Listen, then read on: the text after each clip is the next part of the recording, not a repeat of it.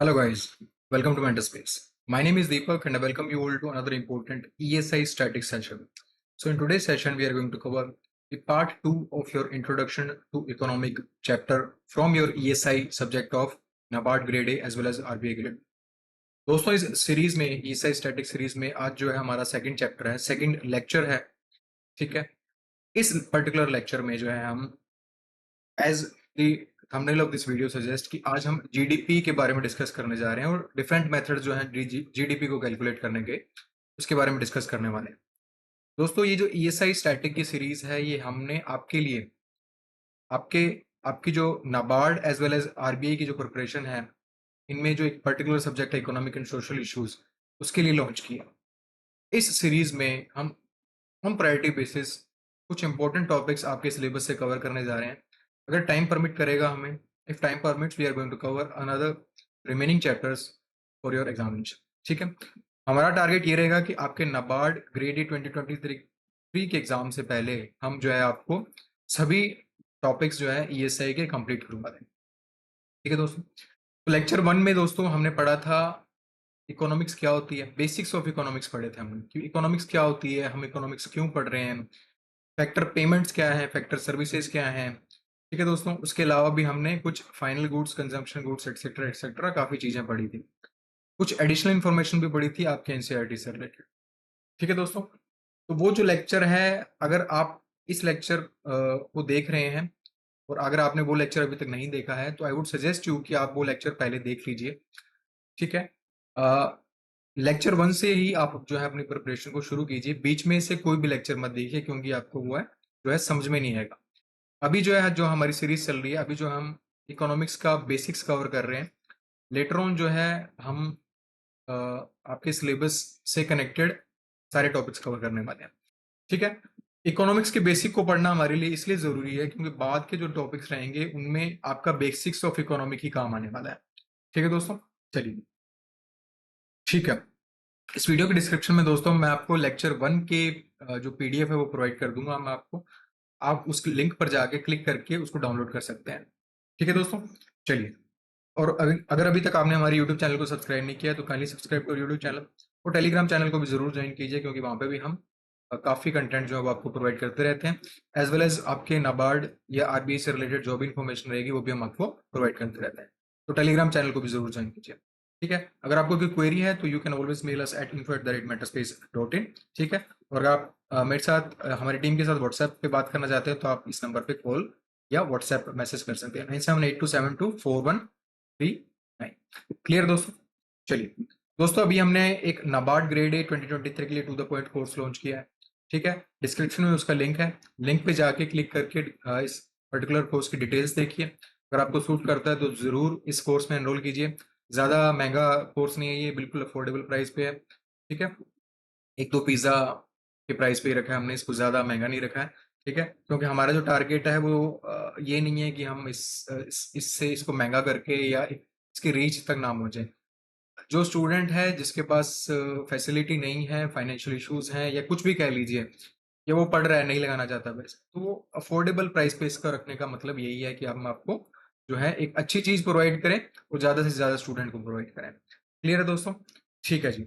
चलिए अब बात कर लेते हैं कि सर्कुलर फ्लो ऑफ इनकम, ये जो चैप्टर है वो आपके लेक्चर 1 से ही कनेक्टेड रहेगा। लेक्चर 1 को देखते ही आप इसे देख सकते हैं। क्लियर है। सर्कुलर फ्लो ऑफ इनकम, ठीक है। लास्ट टाइम हमने दोस्तों पढ़ा था कि फैक्टर पेमेंट क्या होती है, फैक्टर सर्विसेज क्या होती है, ठीक है दोस्तों। लैंड, लेबर, कैपिटल, एंटरप्रेन्योरशिप हमने पढ़ा, ठीक है। इसके अलावा ये चीजें प्रोवाइड करने पे हमको क्या मिलता था, वेजेस, इंटरेस्ट, ठीक है, रेंट मिलता था हमको और पेमेंट्स वगैरह मिलती थी, ठीक है। तो अब बात कर लें सर्कुलर फ्लो ऑफ इनकम क्या रहता है। सर्कुलर फ्लो मॉडल जो है ना दोस्तों, वो एक फंडामेंटल रिप्रेजेंटेशन है, एक this is an representation of macro economic activity among the major players in the economy.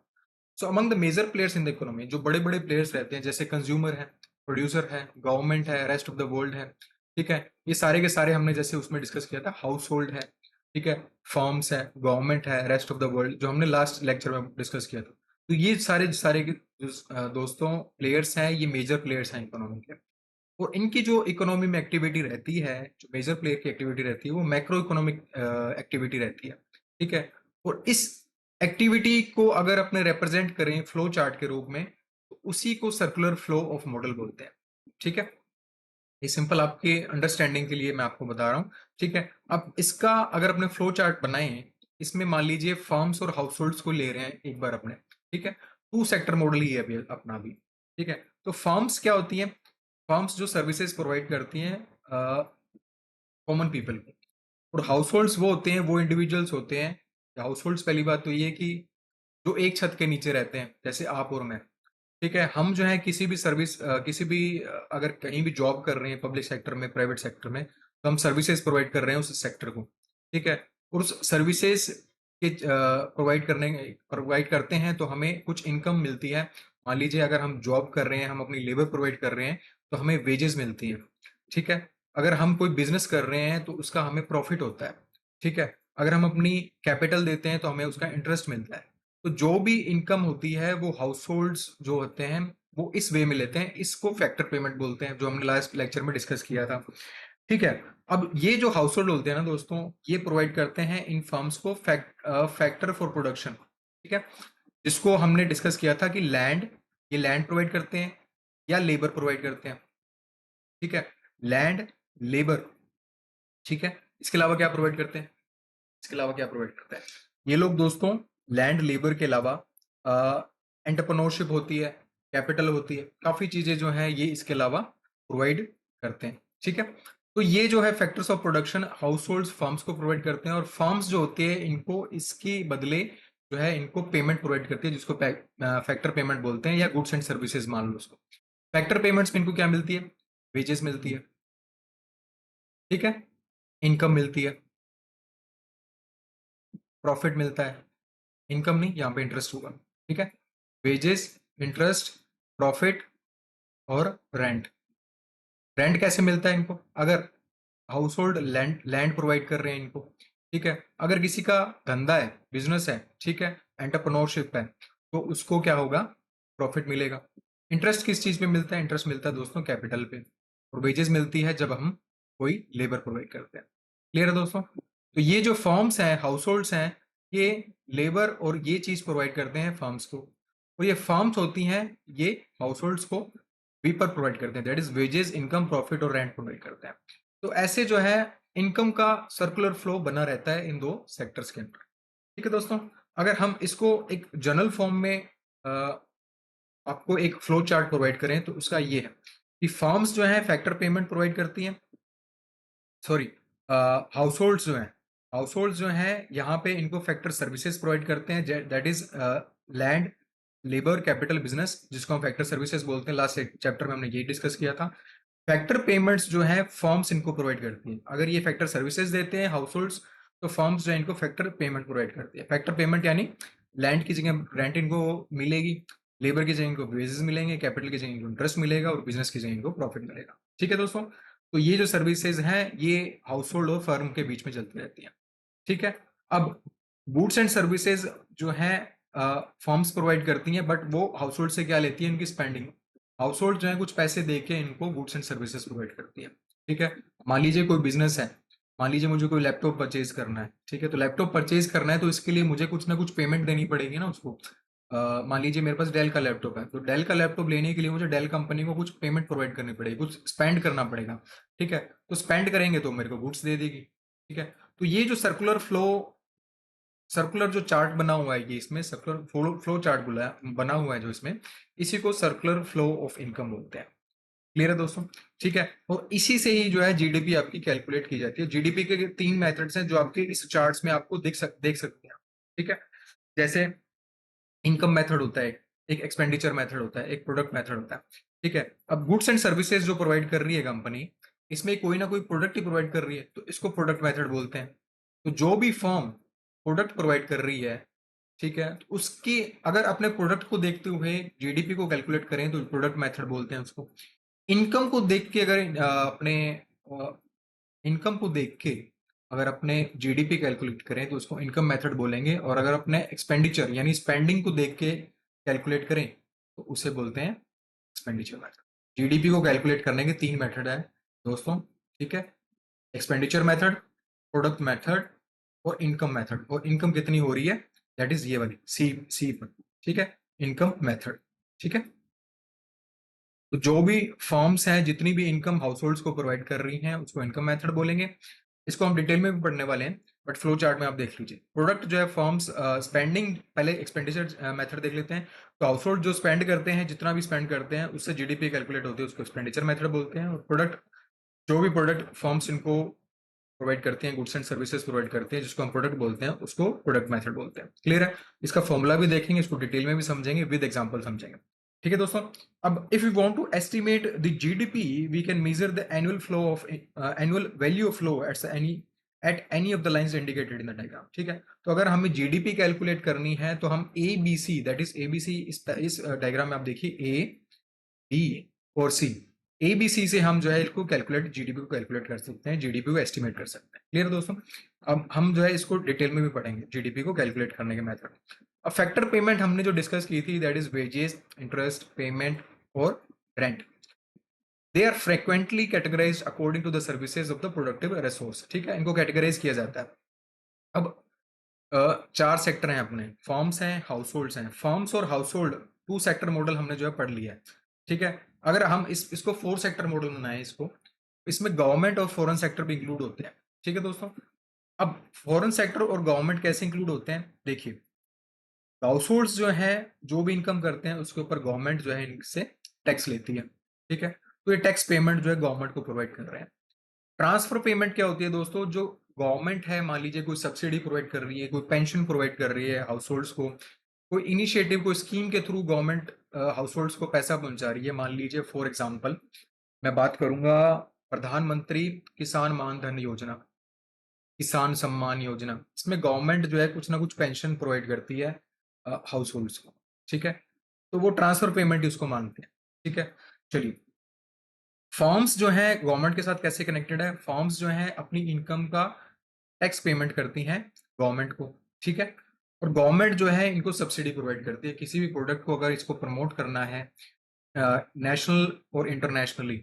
ठीक है, किसी भी चीज को मान लीजिए फर्म्स को प्रमोट करना है, वो अच्छा प्रोडक्ट बना रही है, गवर्नमेंट चाहती है कि ये प्रोडक्ट जो है, जैसे अभी इंडिया में मिलेट्स को काफी प्रमोट किया जा रहा है। ठीक है, वैसे ही काफी चीज है जो गवर्नमेंट फर्म्स को प्रमोट, जैसे प्रोडक्शन लिंक इंसेंटिव स्कीम है आपकी। प्रोडक्शन लिंक इंसेंटिव स्कीम में अराउंड 14 सेक्टर्स को गवर्नमेंट जो है प्रमोट कर रही है। तो इन 14 सेक्टर में जो भी कंपनीज हैं दोस्तों, वो जो फर्म्स है उनको गवर्नमेंट कैसे प्रमोट कर रही है, उनको सब्सिडी प्रोवाइड कर रही है। ठीक है, काफी इंसेंटिव्स जो है उनको प्रोवाइड किए जाते हैं कि आप जो है कंपनी इंडिया में खोलें। ठीक है, या आप जो है जो लोगों को है, आप अपना प्रोडक्ट है वो कम रेट पे बेचें, या आप एक्सपेंशन की तरफ ज्यादा ध्यान दीजिए, या आप ऐसे समझ लीजिए जो रूल है, या मान लीजिए टैक्सेस हैं गवर्नमेंट जो इन कंपनी से लेती है, उनको रिड्यूस कर दिया, या कोई भी सर्विस है जो गवर्नमेंट प्रोवाइड कर सकती है इन फर्म्स को, उसके थ्रू वो सब्सिडीज प्रोवाइड करती है। क्लियर दोस्तों?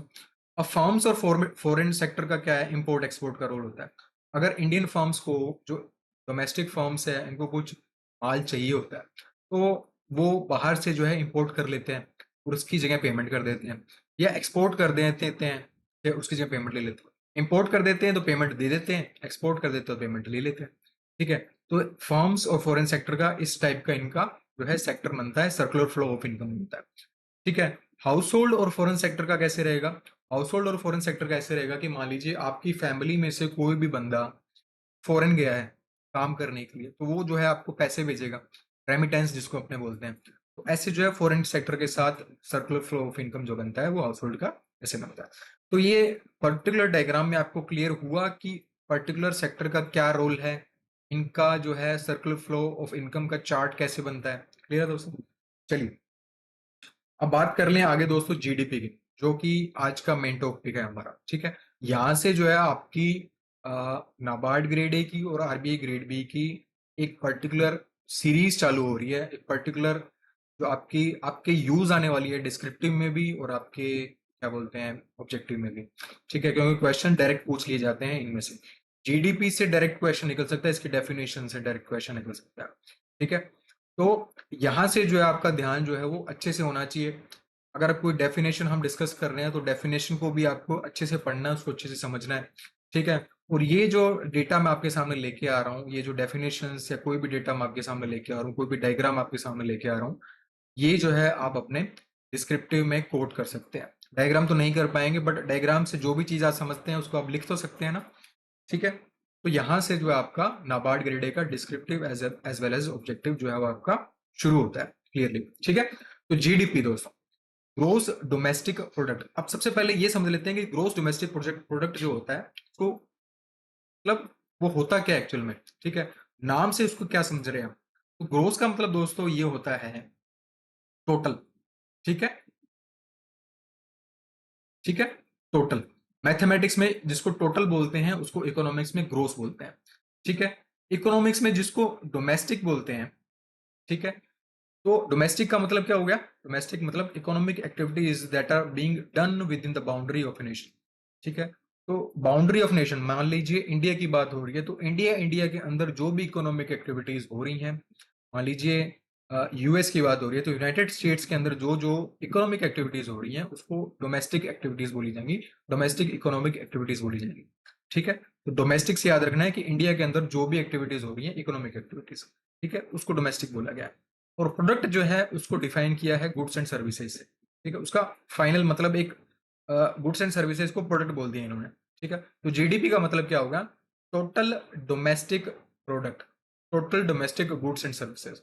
So those goods and services which are being created, developed or produced in the country, ठीक है। Total product total goods and services which are created, produced within the boundary of a country is known as GDP। इसको GDP बोलते हैं।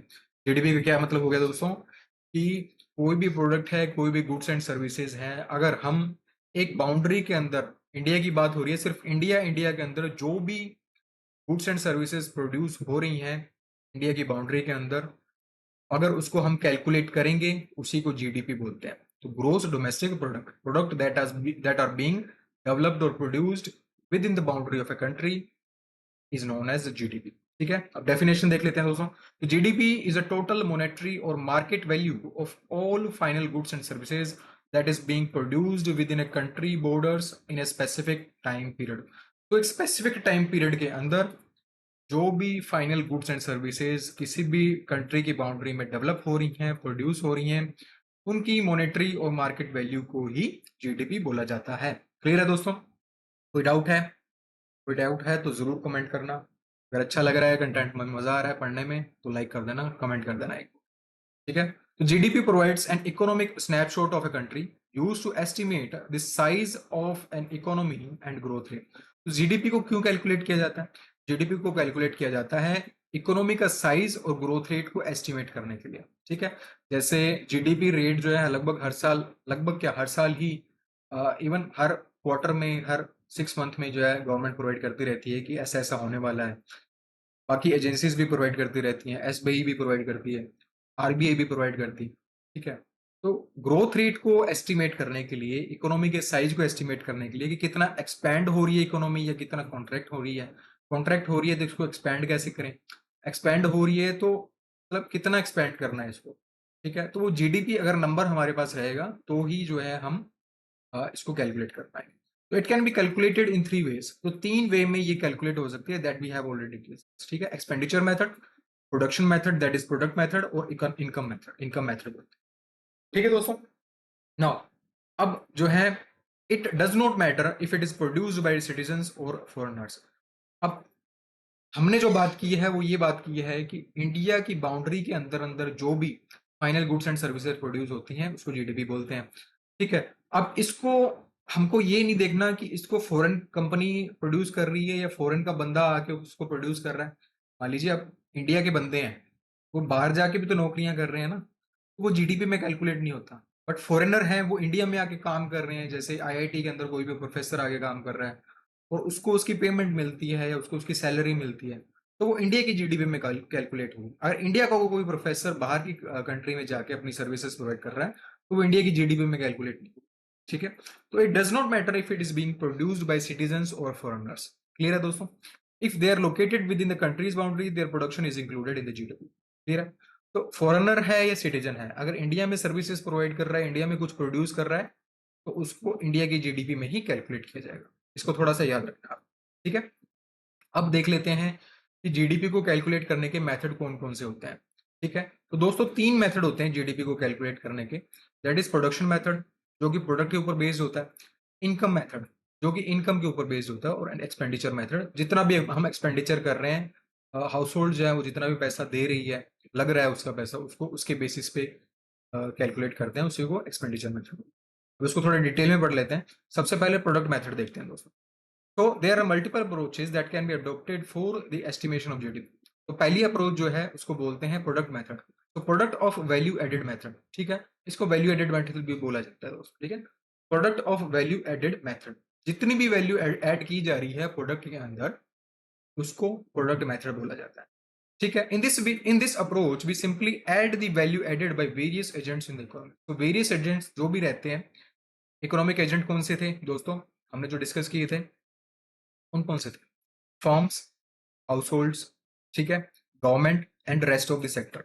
ठीक है, ये economic agents जो भी प्रोडक्ट में वैल्यू ऐड कर रहे हैं, और उन वैल्यू ऐड ऐड जो भी वैल्यू ऐड कर रहे हैं, अगर हम उन वैल्यू जो भी वैल्यू ऐड कर रहे हैं उन वैल्यू को ऐड करते हैं, तो हमारी जीडीपी कैलकुलेट हो जाती है, और उसी को product of value added method बोला जाता है, या प्रोडक्ट मेथड बोला जाता है। ठीक है, so in product method we calculate the aggregate annual value of goods and services that are being produce. ठीक है, तो aggregate annual value of goods and services. ठीक है, so value of goods and services that is being produced in a country, if we add all those goods and services, value of all those goods and services, then we will find the GDP using this product method। ठीक है, थोड़ा सा example से अपने देख लेते हैं farmer का। ठीक है, फार्मर जो है वीट प्रोड्यूस करता है, वीट प्रोड्यूस करके वो मिलर को दे देता है फ्लोर के लिए। ठीक है, वो फ्लोर प्रोड्यूस कर देता है, और फ्लोर जो है वो बेकर को प्रोवाइड कर देता है। जो मिलर है वो बेकर को फ्लोर प्रोवाइड कर देता है, और वो उससे जो है बिस्किट बिस्किट प्रोड्यूस करता है। ठीक है, अब इसको थोड़ा सा एग्जांपल से ऐसे देखते हैं कि फार्मर ने जीरो इन्वेस्टमेंट करके, ठीक है, वीट प्रोड्यूस किया अपनी लैंड के ऊपर 200 रुपए का। क्लियर है, 200 रुपए का वीट प्रोड्यूस किया फार्मर ने। अब मिलर ने क्या किया, वो 200 रुपए का वीट लेके इससे परचेज करके, ठीक है, फ्लोर प्रोड्यूस कर दिया। अब फ्लोर जो है उसने 500 रुपए का प्रोड्यूस कर दिया। ठीक है, 500 रुपए का प्रोड्यूस करके क्या किया उसने, बेकर को ये बेच दिया फ्लोर, और उस 500 रुपए के फ्लोर से उसने 700 रुपए के जो है बिस्किट प्रोड्यूस कर दिया। ठीक है, तो मिलर ने जो चीज ली थी वो 200 रुपए की ले ली, और बेकर ने जो चीज ली थी वो 500 रुपए की ले ली। ठीक है, अब कंज्यूमर जो है वो 700 रुपए की लेने वाला है। ठीक है, क्लियर है? तो ये जो हो गया, ये हो गया वैल्यू ऑफ आउटपुट। अब इसमें इनका इनपुट क्या लगा, फार्मर ने जो था इनपुट 0 रुपए दिया था, इसका जो इनपुट है वो 0। मिलर ने इनपुट इसका दिया है 200 रुपए। ठीक है, 200 रुपए, क्योंकि वो 200 रुपए का वीट प्रोड्यूस कर रहा है, और उसके अंदर वो क्या हो रहा है दोस्तों, उसका 200 रुपए से वो 500 रुपए की चीज डेवलप कर रहा है। ठीक है, अब ये 500 रुपए से 500 रुपए का माल जो है इसने, फ्लोर जो है इसने बिस्किट वाले ने ले लिया, बेकर ने ले लिया। ठीक है, तो बेकर ने 500 रुपए वैल्यू डाली उसके अंदर, वैल्यू जो है मतलब फार्मर ने कुछ भी नहीं डाला तो उसको 200 रुपए मिले। उसके बाद मिलर ने 200 रुपए का उससे फ्लोर लिया, और उससे जो है फ्लोर प्रोड्यूस किया। ठीक है, जो अपने वीट लिया 200 रुपए का, उससे फ्लोर बनाया, तो वो 500 रुपए का उसने आगे बेकर को बेच दिया। बेकर ने 500 रुपए का फ्लोर लेके उसको 700 रुपए में चेंज कर दिया, उसने उससे बिस्कुट बनाए, तो उसने 700 रुपए का कंज्यूमर को दे दिया। ठीक है दोस्तों, अब प्रोडक्ट मेथड कहां से आता है? प्रोडक्ट मेथड मतलब कितनी कितनी वैल्यू इन तीनों ने ऐड की। फार्मर ने जो है दोस्तों 0 रुपए दे के 200 रुपए जो है कमाई, 200 रुपए की चीज बनाई, तो उसने 200 रुपए की वैल्यू बनाई। ठीक है दोस्तों, तो 200 रुपए की वैल्यू जो है वो फार्मर ने बनाई। ठीक है, अब 200 रुपए की चीज जो है मिलर ने लेके उससे 500 रुपए की चीज प्रोड्यूस की। ठीक है, तो इसने 300 रुपए की चीज बनाई। ठीक है, फ्लोर फ्लोर वाले ने, जैसे मिलर ने, यहाँ पे डिस्कस कर लेते हैं। मिलर ने जो है 200 रुपए की चीज ली थी, 200 रुपए की चीज ली थी, किससे ली थी? फार्मर से ली थी। फार्मर को इसने 200 रुपए परचेज किए, और इसने जो है दोस्तों बेकर को जो है वो 500 रुपए की चीज बेची। 500 रुपए की चीज बेची। इन दोनों में दोस्तों जो डिफरेंस है ना, वो ही इसकी वैल्यू इसने ऐड की है मिलर ने। तो 300 रुपए की वैल्यू जो है वो मिलर ने ऐड की है, 200 रुपए की फार्मर ने ऐड की है, और बिस्किट वाले ने जो है वो 700 रुपए की चीज बेच दी 500 रुपए की लेके। इससे फ्लोर जो है 500 रुपए का लेके 700 को बेचा, तो 200 का डिफरेंस आया। तो 200 की चीज जो है वो 200 की जो वैल्यू ऐड की है वो बेकर ने ऐड की है। तो जब हम इन तीनों का सम करेंगे, इन तीनों का सम करेंगे, that is sum of rupees 200, 300 और 200, तो ये जो है ये हमारा निकलेगा प्रोडक्ट मेथड जीडीपी। ठीक है, जीडीपी कैलकुलेट हो रही है यूजिंग प्रोडक्ट मेथड। तो 300, 200, 500 और 200, 700। ठीक है, इंडिया की जो जीडीपी है वो 700 निकलने वाली है थ्रू दिस मेथड। ठीक है, now the value added of farm is value of a production of farm minus value of intermediate goods used for the farm. ठीक है, और जीडीपी जो कैलकुलेट होगी उसको बोलेंगे addition of all value added. ठीक है, gross value added, that is gross, that is total value added. ठीक है, तो 200, 300 और 200 दैट इज वैल्यू एडेड। ठीक है, हर बंदे की जो वैल्यू ऐड की है उसने, और उनका सम करते हैं तो उसको जीडीपी बोलते हैं as per this formula. Clear है दोस्तों? तो समझ आया आपको? समझ में नहीं आया तो कमेंट सेक्शन में जरूर बताना। ठीक है, समझ आ गया तो लाइक कर दो।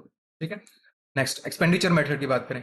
एक्सपेंडिचर मेथड में दोस्तों जितना भी हाउस होल्ड स्पेंड कर रहे हैं, ठीक है, किसी भी चीज के ऊपर जितना स्पेंडिंग कर रहे हैं उसी को एक्सपेंडिचर मेथड बोलना चाहता है। ठीक है, तो the expenditure method is a system of calculating GDP that combines consumption, investment, government spending and net export. ठीक है, तो अगर हम इन चीजों को कंबाइन करें, इन चीजों को ऐड करें, that is consumption, house hold जो है कंजम्पशन करता है, हाउस होल्ड। ठीक है, फर्म्स जो है वो इन्वेस्ट करती हैं, गवर्नमेंट जो है गवर्नमेंट स्पेंडिंग करती है, और एक्सपोर्ट जो है वो रेस्ट ऑफ द वर्ल्ड के साथ होता है। तो इकोनॉमिक एजेंट की जो जो रहती हैं, इकोनॉमिक एजेंट की जो जो एक्सपेंडिचर रहते हैं, जैसे हाउस होल्ड कंजम्पशन करता है, फर्म्स इन्वेस्टमेंट करती हैं, गवर्नमेंट स्पेंडिंग करती है, और रेस्ट ऑफ द एजेंट जो कि वर्ल्ड वाइड लेवल पे हम देख रहे हैं, तो export, net export. Net export का मतलब एक्सपोर्ट माइनस इंपोर्ट, जितना एक्सपोर्ट हो रहा है उसमें से इंपोर्ट को माइनस करेंगे तो हमारा नेट एक्सपोर्ट निकलने वाला है। ठीक है, मान लीजिए एक्सपोर्ट ज्यादा हो रहा है, इंपोर्ट कम हो रहा है, तो पॉजिटिव में आने वाला है net export.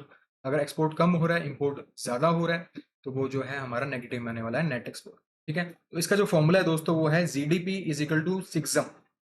सिक्सम that is consumption, investment, government spending and net export, that is export minus import, इसी is equal to GDP. Clear है दोस्तों?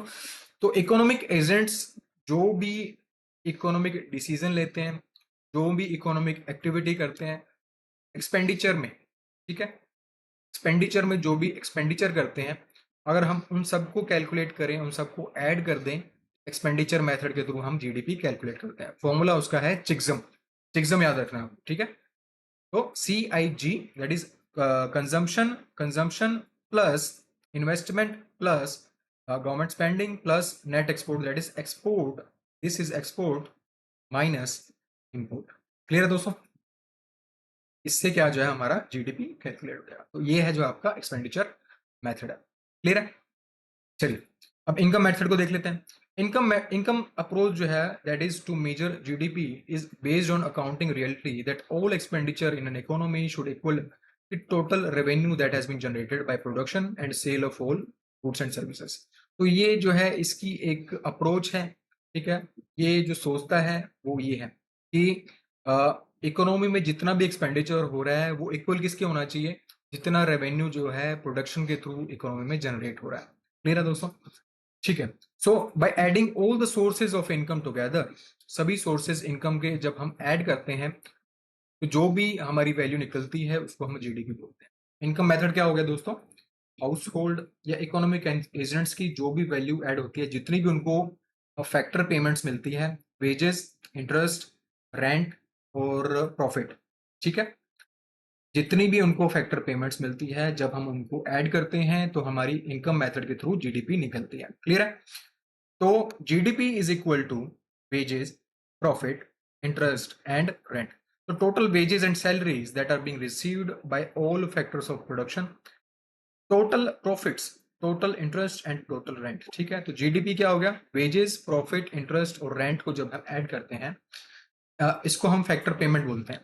ठीक है, अगर आपने लेक्चर फर्स्ट देखा होगा तो आपको फैक्टर पेमेंट समझ में आएगा कि फैक्टर पेमेंट्स होती क्या है। फैक्टर पेमेंट्स तो मैं आपको थोड़ा सा बता देता हूँ। ठीक है, हाउस होल्ड्स होते हैं, वो अपनी सर्विसेज प्रोवाइड करते हैं एज ए लैंड, लेबर या कैपिटल या एंटरप्रेन्योरशिप। ठीक है, अब इसको क्या बोलते हैं, फैक्टर सर्विसेज। ठीक है, हाउस होल्ड एजेंट्स, एजेंट्स कौन होते हैं, हाउस होल्ड वाले, सॉरी इकोनॉमिक एजेंट्स कौन होते हैं, इकोनॉमिक एजेंट्स होते हैं house holds, firms, government agencies और रेस्ट ऑफ द वर्ल्ड। ठीक है, इनके पास जो है फैक्टर सर्विसेज इनके थ्रू प्रोवाइड करते हैं ये। इनकी जब ये चीज प्रोवाइड करते हैं ये लोग किसी भी फॉर्म को या किसी को भी, तो इनको क्या मिलता है जी, लैंड के बदले इनको क्या मिलता है, लैंड के बदले इनको क्या मिलता है दोस्तों, रेंट मिलता है। लेबर के बदले इनको वेजेस मिलती हैं या सैलरी मिलती है। ठीक है, कैपिटल के बदले इनको क्या मिलता है, कैपिटल के बदले इनको इंटरेस्ट मिलता है। ठीक है, और एंटरप्रेन्योरशिप के बदले इनको प्रॉफिट मिलता है। अब आप मुझसे ये मत पूछना कि लैंड, लेबर, कैपिटल, एंटरप्रेन्योरशिप क्या होती है, लेक्चर 1 देख लो, वहां पर डिटेल में डिस्कस किया हुआ है। ठीक है, तो ये जो होती हैं ये रेंट, वेजेस, इंटरेस्ट और पेमेंट, इसी को फैक्टर पेमेंट बोलते हैं। और जब हम फैक्टर पेमेंट को ऐड करते हैं ना दोस्तों, फैक्टर पेमेंट को जब हम ऐड करते हैं तो जीडीपी की जो वैल्यू निकलती है वो हमारी इनकम मेथड के थ्रू निकलती है। ठीक है, तो कोई भी क्वेश्चन आए आपसे, अगर क्वेश्चन आपसे पूछता है, ठीक है, कि एक्सपेंडिचर, पहले तो डिस्क्रिप्टिव में ये पूछ सकता है आपसे कि discuss GDP, right about different types of calculating GDP. ठीक है, तो आप ये 3 मेथड लिख सकते हैं, जीडीपी की डेफिनेशन हमने शुरू में डिस्कस कर लिया। ठीक है, सेकंड क्वेश्चन क्या आ सकता है ऑब्जेक्टिव में, सेकंड क्वेश्चन ये आ सकता है कि इनकम मेथड का फॉर्मूला बताओ आप, कि कैसे इनकम मेथड के थ्रू जीडीपी कैलकुलेट होती है या एक्सपेंडिचर मेथड के थ्रू जीडीपी कैलकुलेट होती है। या क्वेश्चन में आपको कुछ ऐसा आपके सामने एक केस स्टडी लेके आएगा, ठीक है, और उसके थ्रू ये पूछ लेगा कि ये इस केस स्टडी में जो जीडीपी कैलकुलेट हुई है वो कौन से मेथड के थ्रू हुई है, तो आपको उसमें से मेथड आपको देना पड़ सकता है, बताना पड़ सकता है कि इस मेथड के थ्रू जीडीपी कैलकुलेट हुई है इन द क्वेश्चन। क्लियर है दोस्तों, तो ये जो मेथड थे, 3 के 3 मेथड आपको क्लियर हुए, समझ में आए कि जीडीपी के प्रोडक्ट मेथड, एक्सपेंडिचर मेथड और इनकम मेथड क्या क्या होते हैं। ठीक है, अब दोस्तों एक एग्जांपल अपने देख लेते हैं थोड़ा सा एक्सपेंडिचर मेथड का। एक्सपेंडिचर मेथड का मतलब ये है कि जितनी भी आपने स्पेंडिंग की है, ठीक है, जितना भी आपने स्पेंड किया है उसको अगर अपने ऐड करते हैं, जितना भी आपने एक्सपेंडिचर किया है किसी भी चीज के लिए, अगर उसको हम ऐड करते हैं तो हमारा एक्सपेंडिचर मेथड से जीडीपी निकलता है। अब देखिए, प्रोडक्ट मेथड से हमने जो है जीडीपी 700 रुपए निकाला, ठीक है, प्रोडक्ट की वैल्यू को, जितनी वैल्यू उसने ऐड की थी उसको ऐड कर करके हमने प्रोडक्ट मेथड से value of GDP that is 700 रुपए। तो अगर अब जीडीपी की वैल्यू जो 700 रुपए है वो प्रोडक्ट मेथड से है, इनकम मेथड से है या एक्सपेंडिचर मेथड से, तीनों से सेम आएगी। क्लियर है दोस्तों, तो अब हम एक्सपेंडिचर मेथड को यूज करके जो है जीडीपी की वैल्यू निकालते हैं। ठीक है, अब फार्मर ने जो स्पेंड किया था वो किया था 0 रुपए। क्लियर है, फार्मर ने क्या स्पेंड किया था, 0 रुपए। ठीक है, अब यहां पे देखेंगे तो मिलर ने 500 रुपए की चीज ली थी, सॉरी 200 रुपए की चीज ली थी इससे, फार्मर से। तो 200 रुपए की चीज जो है, इतने इसने कितना स्पेंड किया, 200 रुपए। 200 रुपए से इसने कितना लिया, 200 रुपए मिलर ने स्पेंड करके फार्मर से फ्लोर लिया। तो इसका था 0 रुपए, इसका था 200 रुपए, और जो बेकर ने जो स्पेंड किया था वो किया था 500। ठीक है, तो 500 रुपए इसने स्पेंड किए, तो 500 प्लस 200 प्लस 0, 700 रुपए आ गया कि नहीं आ गया। तो एक्सपेंडिचर मेथड से भी जीडीपी सेम ही आएगी। क्लियर है दोस्तों, तो आपको समझ में आया expenditure method, income method, product method क्या होते हैं। समझ में आया तो कमेंट सेक्शन में जरूर बताना। ठीक है, और अच्छा लग रहा है, लेक्चर अच्छे लग रहे हैं, समझ में आ रहा है सब कुछ, तो स्ट्रीम को लाइक कीजिए, इस वीडियो को लाइक कीजिए और शेयर भी कीजिए अपने सभी ग्रुप के साथ। ठीक है, तो जीडीपी के दोस्तों कितने मेथड हो गए, 3 मेथड। प्रोडक्शन मेथड क्या कहता है जी, final value of all goods and services minus intermediate cost. मतलब ऑल इन ऑल क्या बात हो रही है यहाँ पे, जब हम वैल्यू को ऐड करते हैं, एडिंग ऑल वैल्यूज, तो हमारा प्रोडक्शन मेथड से हमारी जीडीपी निकलती है। इनकम मेथड से जो फैक्टर पेमेंट्स को जब हम ऐड करते हैं, जिसको हम विपर बोलते हैं, ठीक है, WIPR, that is wages, interest, profit और rent. Wages rental rate of capital और फर्म्स प्रॉफिट। ठीक है, चलिए वीपर यहाँ पे जो है तीन ही मेंशन हुए हैं, वेजेस, रेंट और प्रॉफिट। इंटरेस्ट मेंशन नहीं है, आप इंटरेस्ट भी ऐड करना। तो वीपर इनकम मेथड से, एक्सपेंडिचर मेथड से चिक्सम, चिक्सम। ठीक है, तो सी प्लस जी, सॉरी, सी प्लस आई प्लस जी प्लस एक्सएम। एक्सएम मतलब net net export, export minus import. ठीक है, जो भी ज्यादा है उससे। तो consumption plus investment plus government spending, that is plus net export. तो इसको ऐड करते हैं तो एक्सपेंडिचर मेथड से हमारी जीडीपी कैलकुलेट हो जाती है। क्लियर दोस्तों? चलिए, तो दोस्तों आज के लिए इतना ही। आज जो है हमने जीडीपी को कैलकुलेट करने के डिफरेंट मेथड पढ़े, जीडीपी क्या होता है ये पढ़ा हमने। ठीक है, सैटरडे को जो है वो आपका नेक्स्ट लेक्चर नंबर 3 है, जिसमें हम आगे के आगे की इससे इंट्रोडक्शन ऑफ इकोनॉमी से आगे डिस्कस करने वाले हैं। ठीक है दोस्तों, उम्मीद करता हूँ आपको ये सारे लेक्चर जो हैं, ये सारा आज का लेक्चर, लेक्चर 1 एंड लेक्चर 2 अच्छे से समझ आया होगा। ठीक है, आप जो है अगर आपको लेक्चर 1 आपने अच्छे से देख लिया है, पढ़ लिया है, समझ लिया है, और अगर आपको उसके नोट्स चाहिए तो डिस्क्रिप्शन में मैंने एक लिंक शेयर किया है आप सबके साथ, आप वहाँ पे क्लिक करके उस नोट्स को डाउनलोड कर सकते हैं। ठीक है दोस्तों, दूसरा, अगर आप जो है नाबार्ड ग्रेड ए की प्रिपरेशन कर रहे हैं, तो अभी हमने नाबार्ड ग्रेड ए का to the point course launch किया है। उसमें हम आपको complete coverage of PIB provide कर रहे हैं, schemes that are in news from the month of January 2023 till your phase 2 of your examination। तो 2023 की कंप्लीट आपको स्कीम्स मिलेंगी, schemes that are in news, newly launch schemes. ठीक है, तो स्कीम्स की एक सेपरेट मैगजीन आपको प्रोवाइड की जाएगी। Reports that are in news from January 2023 till your phase 2 of your examination. ठीक है, इसके अलावा स्कीम स्पेस मैगजीन आपको हम प्रोवाइड करेंगे, जिसमें 200 प्लस मोस्ट इंपॉर्टेंट स्कीम, ठीक है, इन डिटेल्ड मैगजीन है ये हमारी, ये आपको प्रोवाइड करेंगे। ठीक है, इस मैगजीन के अंडर। ठीक है, इसके अलावा बजट और इकोनॉमिक सर्वे जो आपके phase 1 as well as phase 2 दोनों के लिए इंपॉर्टेंट है। ठीक है, बजट और इकोनॉमिक सर्वे। और ईएसआई स्टैटिक, ईएसआई स्टैटिक जो हम यूट्यूब पे भी डिस्कस कर रहे हैं, उसके नोट्स भी आपको वहीं पे भी मिल जाएंगे। ठीक है, यूट्यूब पे भी मिलेंगे बट वहां पे भी मिलेंगे आप। ठीक है दोस्तों, तो ये सारी चीजें जो हम आपको नाबार्ड ग्रेड ए के टू द पॉइंट कोर्स में प्रोवाइड कर रहे हैं। ठीक है, तो अगर आप इस कोर्स में एनरोल करना चाहते हैं तो डिस्क्रिप्शन में आपको उसका लिंक मिल जाएगा, आप जाके वहाँ पे एनरोल कर सकते हैं। डिस्क्रिप्शन, इस कोर्स को आप डिटेल में पढ़ना चाहते हैं, क्या क्या हम प्रोवाइड कर रहे हैं, तो वो भी आप उस लिंक पे क्लिक करके आप वहाँ पे देख सकते हैं। अगर आपको कोई क्वेरी है तो आप हमें मेल कर सकते हैं @info@mentorspace.in। ठीक है, हमारी वेबसाइट जो है वो है www.mentorspace.in। ठीक है, चलिए, तो मिलते हैं सैटरडे को एक नई वीडियो के साथ। लेक्चर नंबर 3 होगा, इंट्रोडक्शन ऑफ इकोनॉमी का। ठीक है, चलिए, टिल देन प्रिपेयर हार्ड।